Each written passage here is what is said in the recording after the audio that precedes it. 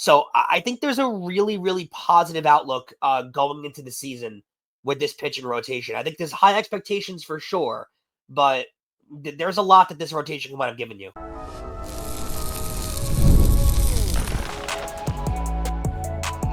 You are Locked On Yankees, your daily New York Yankees podcast. Part of the Locked On Podcast Network, your team every day.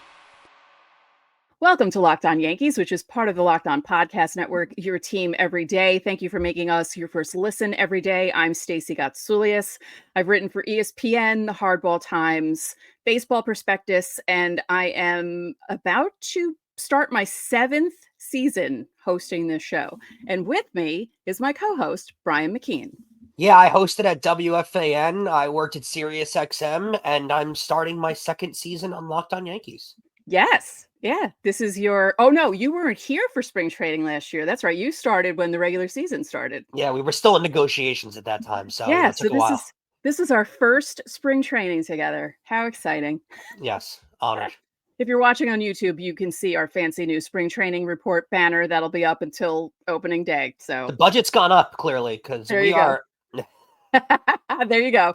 Before we get started, don't forget, subscribe to Locked On Yankees on whichever podcasting platform you prefer. You can subscribe to our YouTube channel, like our videos, hit the bell so you're notified when our videos go live. So on today's show, pitchers and catchers reported to camp, physicals. They did work out, but the official workout is on Wednesday, if I'm not mistaken. And Aaron Boone talked. So we're going to tell you what he said. And Juan Soto was brought up. We're going to tell you what everyone said about Juan Soto, because of course he was. You know, the reporters were itching to ask these guys about Juan Soto. Couldn't wait. Yeah, and apparently Devin Williams showed up with a beard. So we'll talk about that too, because that's kind of funny. But first, let's go through the meat, let's say, of Aaron Boone's introductory presser, the first one of 2025. Yeah, so surprising to me, Marcus Stroman was one of the first guys that showed up this morning. He was there, ready to play. Boone said that he had a productive, good conversation with Marcus Stroman. I don't know why you needed to have a productive conversation if there was nothing wrong, but that's besides the point. I don't think so, but I don't think he said nothing was wrong. He said that, with everything that was said during the offseason, he knew that he had to talk to him because, as we said on the show yesterday, it's awkward when there are all these trade rumors going around and it basically the team doesn't really want you and wants to try and get rid of you. So I kind of understand that. Well, when it comes to the pitching rotation that Marcus Stroman likely will not be a part of, Boone did say when asked, we have a really good chance to be excellent on the mound. I would like to think we're even better on the mound than we were a year ago. I'd attest to that. I would agree with that, actually. Well, yeah, you got Max Fried. Yeah, Max Fried adds a ton to this rotation, obviously. Adding an arm like that, you have power lefties in this rotation now. You have Carlos Rodon hopefully going through a full healthy spring training, which he really hasn't gotten with the Yankees since he's come here. So I think there's a really, really positive outlook going into the season with this pitching rotation. I think there's high expectations for sure, but there's a lot that this rotation might have given you. Yeah, Boone was talking about the rotation. He was talking about not the struggles of the rotation. He was talking about how the rotation stepped up last season when Garrett Cole was out for as long as he was out. And he said, basically, our rotation kept us afloat for the first 2 months of the season while Garrett was working his way back. And when he was talking about Stroman, he said he wants to try and find a place for him on this team. And he said, you don't know how things are going to go. He said, it's early February. So right now everything looks fine, but you don't know who you're going to need when the season starts, who's going to get hurt, who's going to be fine. So, I'm not remotely wishing for this and knocking on wood as I say it, but Stacey, they're one tweaked hamstring on Max Fried or Carlos Rodon away from Stroman's right back in that rotation. Yeah. So if you're Stroman, it doesn't hurt to show up and be ready to start the season at all, because you never know when they're going to need you. And from what Boone said, he said that they had a good conversation. And as much as the reporters were trying to get information out of him, he wouldn't divulge exactly what they were talking about. He just said it was productive. He liked that Stroman was ready to go. He likes where he is mentally. And he said it was a productive meeting. So there you go. Yeah. No drama. Well, you could really hope for. Yeah. On DJ LeMahieu, Boone said DJ is healthy, which has really been the issue for him over the last couple of years. He's had those things that have popped up and have really zapped his greatness. I don't know what zapped means there, but I'm not going to put anything past a healthy DJ LeMahieu and his ability to hit. Now, I'd agree with that statement to an extent. Right. DJ LeMahieu's in his upper 30s now. He's not DJ LeMahieu of 28 years old. He's not in the middle of his prime right now. And that's kind of the same argument you can always give for all athletes. I trust Barry Bonds at any point with a bat in his hand, but Barry Bonds is now in his upper 50s, early 60s. So I don't trust him now with the bat in his hand. So DJ LeMahieu at the latter point of his career, on the back nine of his career, I don't know if it's the same. You don't recover from injuries at the same rate as you used to. And all of these injuries, Stacey, over the last few years have been nothing type injuries that have wound up prolonging themselves into year-long injuries, which is what happens with age. And no one's saying that that's not a catalyst here or a factor here, but you got to call it what it is at some point. I mean, he keeps getting hurt, and they're little nagging injuries that wind up being season-long projects. And I think we both stand on the same opinion, no matter what Boone says. And again, Boone's going to paint the picture and make it seem like, give DJ all the confidence in the world. But he also left it wide open. He basically said third base is a competition going in. Yeah, and I thought it was interesting that he not only included Oswald Peraza along with Oswaldo Cabrera, but he also included Vivas, which I thought was interesting that he said that too. And I was like, oh, all right. So this might actually be a competition to play third base. He also said it could be a shared position too, where, depending on matchups. But here's the thing. You're the New York Yankees. You should have your infield set. You should have a third baseman, a shortstop, a second baseman, and a first baseman. You used to, back in the day, you used to have guys who played those positions. You didn't have where maybe we'll play this guy one day and another guy this day, and depending on matchups. Like, you're the New York Yankees. You should have a third baseman. Like, you should have a full-time third baseman. I entirely agree with you. Every Yankee team that's ever won has had set positions at certain places. And you can't, baseball players in particular are creatures of habit. They need the same thing daily, every day. And you can't run it like a little league team where you're coming in every day and not knowing where you're playing or if you're playing. So I don't agree with that move. And, we'll see what winds up happening, but I highly doubt third base by committee is going to be the route that they're going to take at this point. Right. And I'll say this, I don't think Vivas actually gets the third base position unless he tears the cover off the ball in spring training. Right. You were talking about reps and getting playing time. Jasson Dominguez, Boone said he has to earn the spot, but Boone also said that he'd love for Dominguez to grab the position and expects that he will. He said he's in a good spot right now and will get every opportunity to be that guy. He's already been working with Luis Rojas for the past 10 days at left field in Tampa, where the sky is high. And Boone even joked, he said, if you can handle left field in the Grapefruit League, that'll be a good sign for the full season. And I think we'll both agree on this one. No matter what he does in spring training, barring injury, if he's not in left field on opening day, we're both going to be very aggravated. Yes. Me and you. I don't care if he hits 100 in spring training. Honestly, I don't. He better be on the major league roster. He better get a full season to play. It's time to see Jasson Dominguez play at the major league level. He's proven that he can play at the major league level and have success at the major league level. It's time to let him play. Right. They asked him who the leadoff guy would be, and he's like, it's, the day he did the presser was February 11th. It's February 11th. I have no idea. He said there's about 7 guys on the team who could lead off, theoretically, he said. And it could be another one of those instances where you don't have you might have a guy that leads off a lot, and then in case the matchup changes and you need to switch, like maybe lefty, righty, maybe someone else will do it. He said he doesn't have anyone specific in mind yet, which is understandable because Glaber hit lead off a lot. Volpe, now you can put Volpe in there, but you never know who's going to break out and who's going to do things. I mean, you could see someone like Jazz Chisholm leading off at some point. Ideally, with his skill set, I'd like to see Volpe as the leadoff hitter. I think we've both agreed on that. His skill set just fits the leadoff type role. Mm-hmm. I don't like the idea of switching it up based on matchups.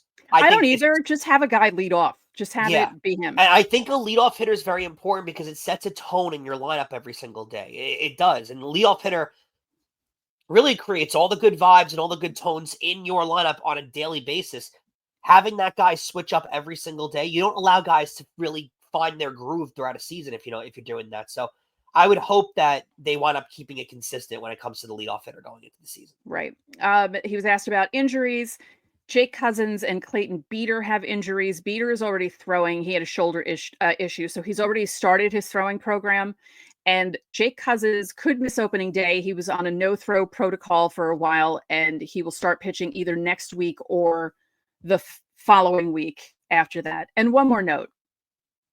Ben Rice wearing catcher's gear. Because I was looking at the videos on Instagram. I'm like, that's Ben Rice. I was like, wait a minute. Is my theory about him possibly being tested as a backup catcher, is that coming into play? Because I think it might be. They haven't really signed one, so we'll see. Yeah, they traded for, I can't think of his name, for Trevino. There was a catcher in that deal. I know they also... his name's escaping me too. Yeah. Which it shows the significance of him, by the way. I know. I apologize. I apologize. And I'm sure someone will yell at me in the comments. I apologize. They also signed a catcher from Boston who played in AAA, did really well in AAA Boston, but they signed him. And then there was Alex Jackson, by the way, is the catcher from the I knew it was Jackson. I couldn't think of the first name. Thank you. Okay, because I was picturing it. And the pitcher that they signed, the minor league, Tyler, with an M, and it ends with a K, and there's a Z in it. I can't think of the name, but Boone actually brought him up because they asked him, is there anyone you're excited about?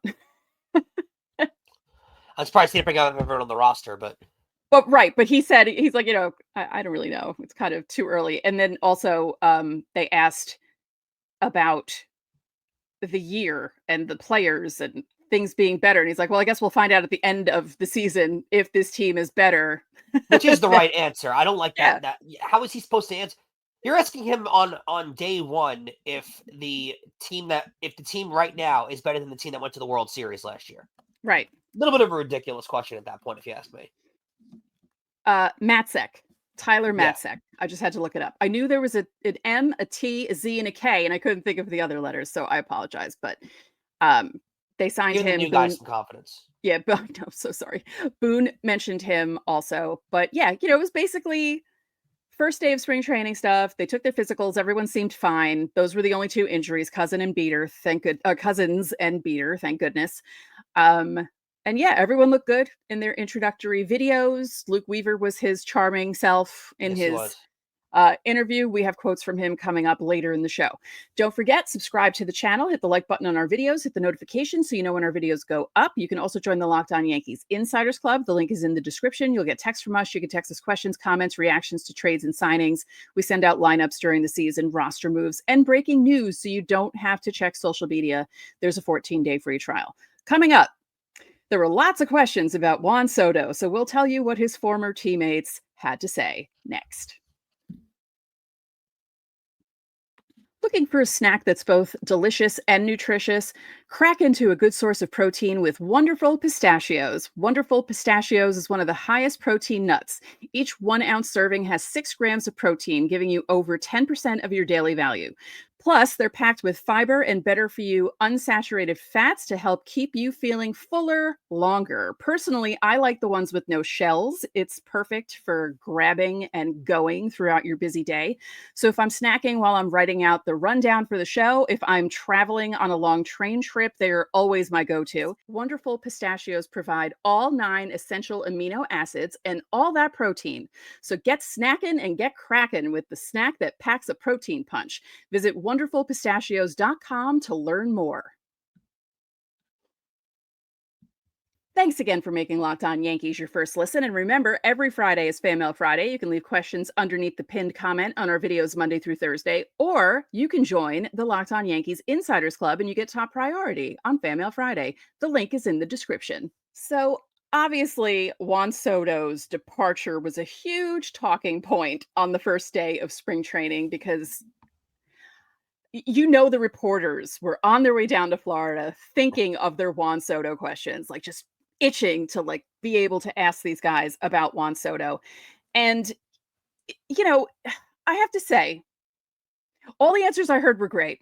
They made it a point to say that he was a good teammate, but now he's an enemy, but a friendly enemy. So, it's not like we hate him. It's just he's going to be our opponent when we play the Mets 4 times a year, and I know they're all bummed because they liked having him on the team. He hit them into the World Series. So obviously there's, a lot of love for Juan Soto from the guys who were there last year. But my heart was warmed a little bit by some of their responses.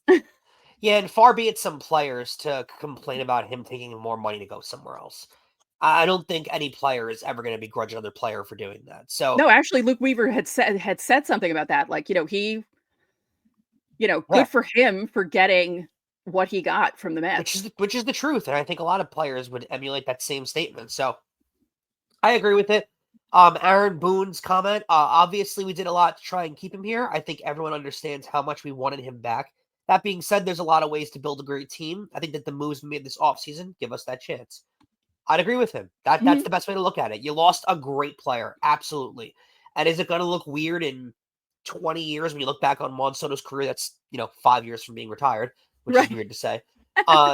That it'll say in his baseball reference all these years of the Mets, all these years of the Nationals, and then 1 year with the Padres and 1 year with the Yankees, and you're gonna be like, what the hell happened there? Yeah, it'll be weird. But that's what it is. That's what baseball is. That's what sports are nowadays. And again, they're right. He was a great teammate. He did hit them into the World Series, but the guy left. So I think they all handled it with a lot of class. Yeah, and I think we spoke about this. If they had been able to keep Juan Soto and were paying him all that money, they wouldn't have been able to make some of the moves that they made. Yeah. No, it's true. The roster would not have been upgraded to the level that it was.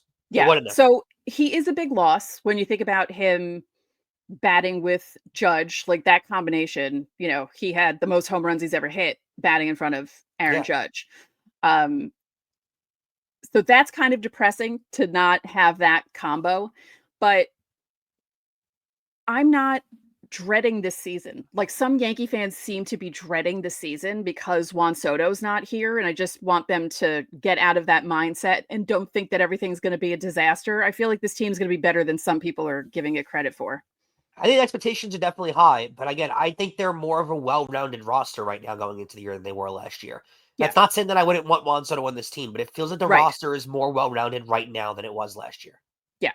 Yeah. Weaver said, just happy for him in his career. For now, he's a friendly enemy, but in the box, he's going to be an enemy. So I hope we can have a nice smile and go head to head and see what happens.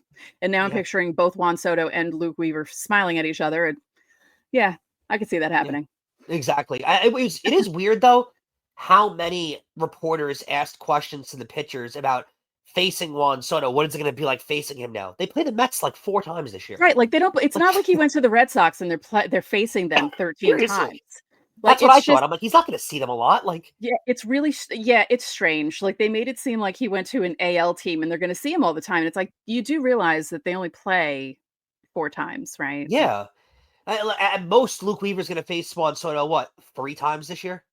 Right. Because they didn't bump the Subway Series up to a 3-3 again, no, did they? It goes, I think to next year it goes to a 3-3 because they face the NL East next year. But this year it's a 2-2, which is fine, but it's just very odd that they kept asking about facing him. They're not going to, it's going to be, especially for the bullpen guys, it's going to be maybe 3 at-bats, 1 to 3 at-bats at max. Very strange to be asking those questions like it's like he's playing for the Orioles. Right. A guy not that would have happened because the Orioles don't like to spend. Yeah, exactly. A guy that I guess could face him more than 3 times, probably 3 be the max anyway, is Carlos Rodon. When asked about Juan Soto, he said, "I don't know how I'm gonna." When he was basically asked, "How is he going to approach facing Juan Soto again in the 1 to 3 times that he faces him?" And Rodon's response was, "I don't know. He kind of hits everything," which is true. And then Rodon stated, "I'm happy for Juan. Juan was a good friend and great teammate. I would have liked to see him stay with us. Selfishly, yeah, for sure, but I'm happy for him." Again, the right response, diplomatic. I can't have a problem with that. Yeah. No one came in ripping Juan Soto, and what do you get out of doing that? Right. They wouldn't have done that anyway. Yeah. It doesn't make any sense. So I don't think I think Yankee fans secretly kind of wanted that. They want their pound of flesh sometimes. But they're not going to do that. No, of course not. There's no one on that team that would do that. Everyone, you could tell the reporters were dying to ask about it. And I'm sure we'll have a very similar segment in 2 weeks when the players show up and they start asking Aaron Judge and all the Yankee players about Juan Soto leaving and stuff. That's the first time you'll really hear Judge's response about it. 2 weeks? You mean like 3 days? Yeah, well, yeah, I feel it's like a week away. Yeah. But that's when you'll start to hear all those guys start to trickle in about their words about Juan Soto, and we'll dive into that too. But overall, Stacey, like you're gonna get the same recycled response from all these guys. Are they sad he left? Sure, but what did they expect? And I'll tell you this: barring a few guys in the league that are really connected to a franchise, all of them would have done the same thing. Oh yeah, they would have. Definitely. Please, all of you would have done the same thing too. Yes. You're gonna get that much money for your job. Yeah, you're lying. You're lying to us if you're saying that you wouldn't, because you're so loyal to the Yankee brand. Juan Soto had no loyalty to the Yankee brand, and yes, Judge took slightly less money to stay with the Yankees, sure, but it was still in excess of $360 million. Yeah, you know, exactly. Perspective, people. Yes, exactly. All right, coming up next, we're going to get into more quotes from Aaron Boone that we didn't get to in segment 1. And Devin Williams shows up with a beard. Bold. That's very bold. We're going to talk about that next.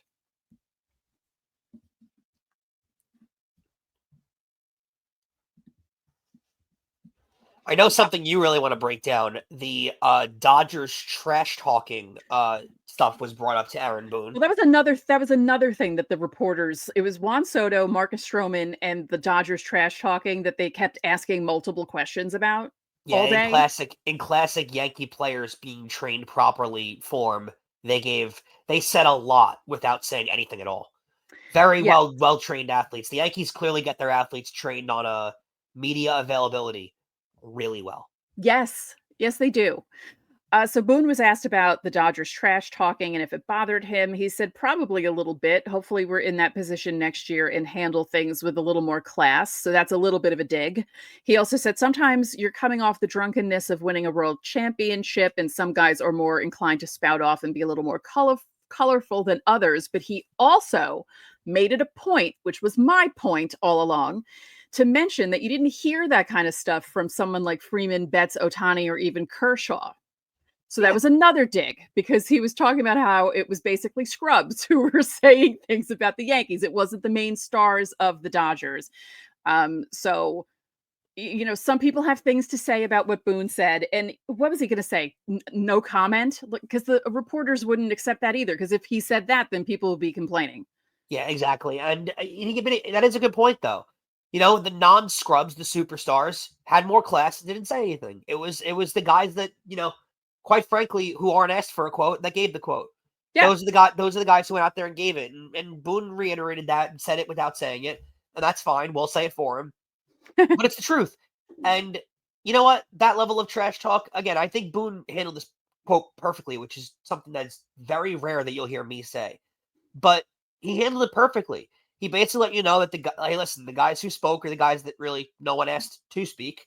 And he reiterated that the captain-like players, the star players, the leaders of that team aren't the ones that came out and said anything. And he also kind of admitted, too, that, hey, if we won, we'd probably talk some smack, too, because he won the World Series. He also did leave it open, like, hey, they did beat us. Yeah. And we've been reiterating that all offseason, too. Like, you can be as mad as you want about the Dodgers trash talking. They still beat the Yankees. So you kind of gained that right to talk when you beat the team. So he also left that door open, too. So he kind of covered all angles with this. I think he actually handled this question perfectly. Again, Boone's going to handle a lot of things perfectly when he has all offseason to be schooled on how to answer these questions properly. Yeah, that's true. He said he kind of knew what questions are coming, right? Yeah. He said he was very excited to get things going. He said as soon as the Super Bowl ended, he was like, all right, cool. Baseball starting. Like, he was actually excited about it.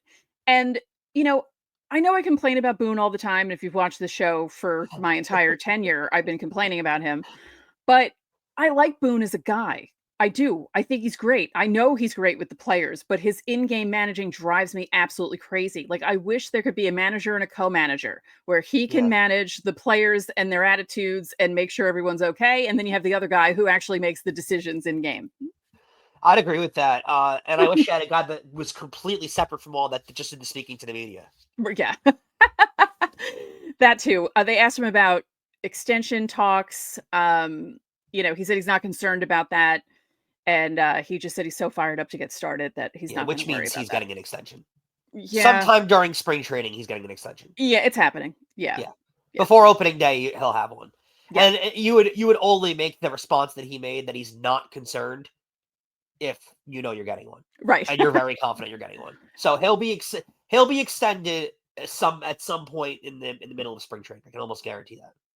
Yeah. Let's get to the top story of the day, though, because I think this is the most exciting thing that's happened all offseason, potentially. Devin Williams, the newly acquired Devin Williams, who has been named the closer already, which I kind of thought was stupid. I kind of did mention, I don't know why they named him the closer without him ever showing up to the facility yet. Yeah, you'd think that they would. But Stacey, he shows up. Not a mustache, not the Don Mattingly, full beard. I know. Full, thick beard. I love it.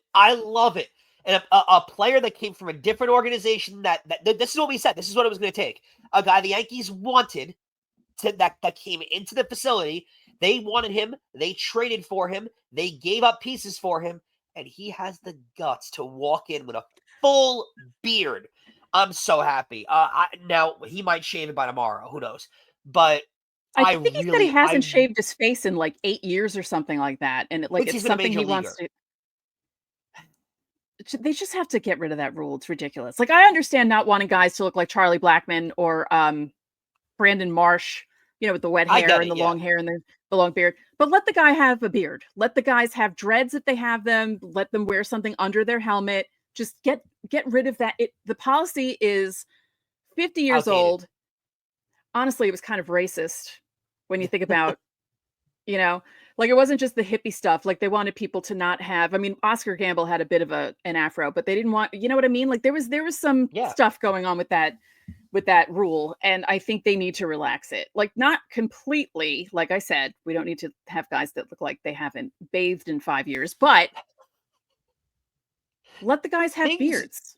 Things like beards, tattoos, and all that kind of stuff are not necessarily what's in now, but it's such a part of modern day culture. Well, no, it really is, though, because if you look at Glaber, Heel, Stroman is covered head to toe in tattoos, and you see them all women have tattoos all over their bodies now. Like, that's just the way things are. And to their part, the Yankees have almost had no option but to adopt that into their policy, because I'm sure George wasn't a fan of that either.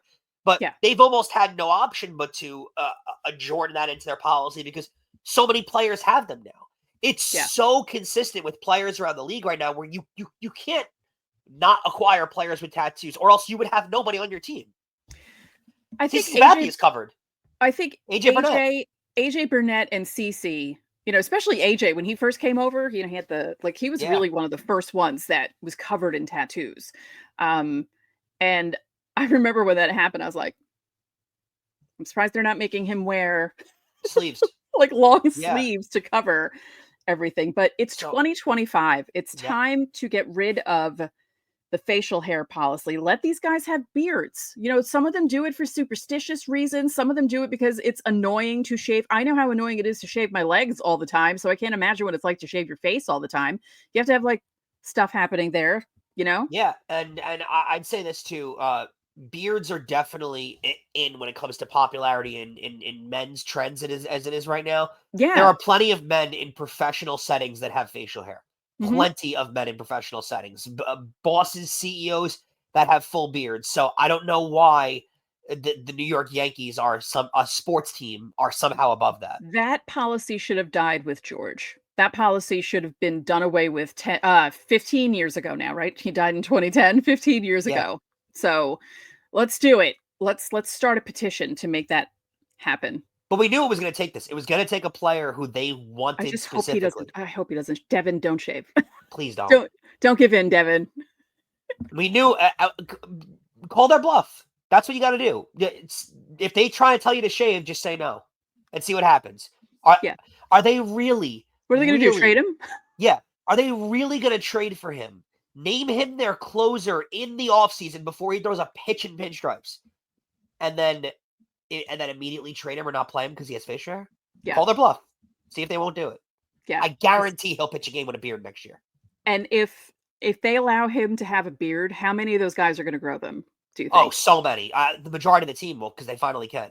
Yeah. Although for some reason, I don't know if Aaron Judge would look good with a beard. No, he would not. He'd look horrible. Yeah. He doesn't grow them in the off season. He may let himself get a little stubbly, but like Glaber grew full beards. Gary Sanchez grew full beards. Stanton will grow one. Stanton He'll will grow one. Rodon would grow one. Who knows? Garrett Cole would. Garrett Cole might grow his goatee back to hide his, because he was one of those guys. He likes having a scruffy look. Yeah. Cody Bellinger would grow one. He's always been a beard guy too. You'd have a lot of guys in the Yankees with beards, but that's fine. That's what's in today. And you know what? Enough with telling people how they need to look. Austin Wells would have a beard again. Yeah. Because he had a beard. I don't think Luke Weaver would. I don't think Clark Schmidt would, because I don't know if Luke Weaver can grow a beard. He does. He did have facial hair when he was with... Was he with Cincinnati? Was that who he was with? Has he had facial hair? I can't... Luke Weaver looks like he's 17 years old. Yeah, Luke Weaver had facial hair. I saw a picture of him. And I was like, that looks weird. Yeah. He had a goatee with the Diamondbacks. Yeah. Oh, yes. He was with the Diamondbacks, right. Yeah. Yeah. Yeah, I would say Luke Weaver keep shaving. Yes. The rule for everyone else is fine. Luke Weaver keep shaving. Yeah. Max Fried, you can grow facial hair back. Did he have a mustache today? I didn't notice. Was that him? I can't remember. I saw him walk in. He had shorts on. He had a dark shirt and shorts on, and he had a big grin on his face as he was walking in. I would have a big grin too if I was making $215 million. I feel the same way. Yeah. Like, yeah. You know, Wells had his mustache. I think Rodon had the mustache too, right? I think Rodon's always sporting the mustache. Yeah. But yeah, just let them grow beards. Completely agree. It's time.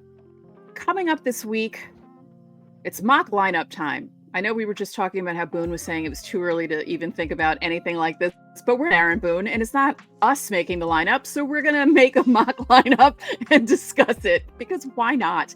And obviously, Fan Mail Friday is coming up as well. Thank you for making Locked On Yankees your first listen today. For your second listen, find Locked On MLB. Baseball guru Sully brings you a daily blend of humor and baseball, keeping you updated on every rumor and story throughout spring training.